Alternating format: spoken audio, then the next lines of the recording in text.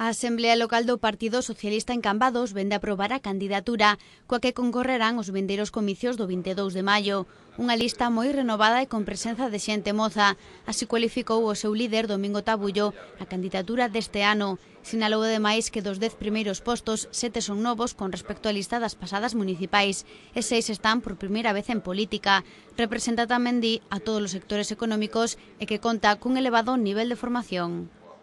Unha lista que ten un importante volumen de renovación, donde representa a prácticamente todos os sectores económicos e sociais do pobo e donde prácticamente todas as parroquias teñen tamén representación e presencia, non?